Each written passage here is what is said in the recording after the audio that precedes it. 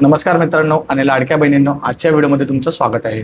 मित्रांनो, जसं की तुम्हाला माहीत असेल की काही दिवसांपूर्वी ज्या लाडकी बहीण योजनेमध्ये ज्या पात्र महिला आहेत त्यांना अकाउंटमध्ये 3,000 रुपये मिळालेले आहेत. आता बऱ्याच अशा महिला आहेत की ज्यांना 3,000 रुपयाचा हप्ता मिळालेला नाही. फेब्रुवारीपर्यंत त्यांना हप्ता मिळाला, परंतु मार्च आणि एप्रिल या 2 महिन्यांचा हप्ता त्यांना मिळाला नाही.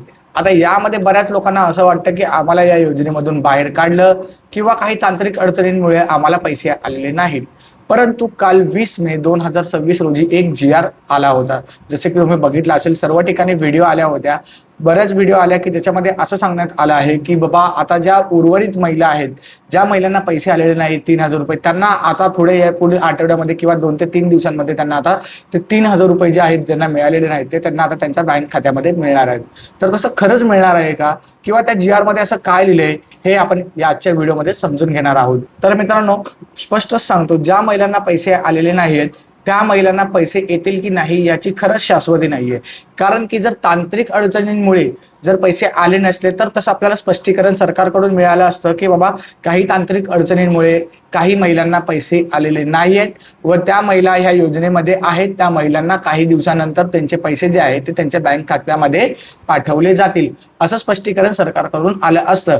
परंतु आता पैसे येऊन जवळपास 1 आठवडा गेलेला आहे, 1 आठवडा झालेला आहे आणि अद्याप पैसे आलेले नाहीयेत.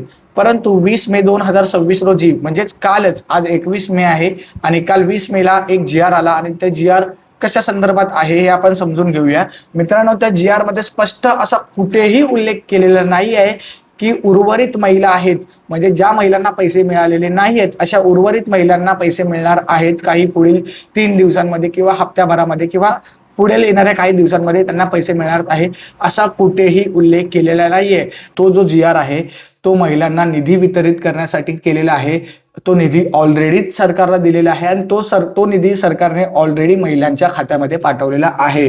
आणि तो निधी जो आहे तो एस-सी कास्ट मधल्या व नवबौद्ध ज्या महिला आहेत त्या महिलांसाठी तो निधी होता. मला तरी असं वाटतं की त्या सर्व महिलांना योजनेतून बाहेर काढलेला आहे. तर मला आशा आहे की तुमचा डाऊट जो आहे तो पूर्ण क्लिअर झालेला असेल. जर तुम्हाला काही डाऊट असेल तर तुम्ही खालती कॉमेंट करून मला विचारू शकता आणि जर तुम्हाला त्या जी-आरची कॉपी हवी असेल तर खालती लिंक म्हणून कॉमेंट करा. तुम्हाला तुमच्या DM मध्ये तुमची जी जी-आरची जी लिंक आहे ती तुम्हाला मिळून जाईल किंवा जी-आरची कॉपी मिळून जाईल. तुम्ही तो जी-आर स्पष्ट वाचा आणि तुमचं स्पष्ट काय म्हणणं आहे ते मला खालती कॉमेंट करून सांगा. तर चला मित्रांनो, आजच्या व्हिडिओमध्ये फक्त एवढंच. भेटूया अशाच एका नवीन माहितीपूर्ण व्हिडिओमध्ये. तोपर्यंत धन्यवाद.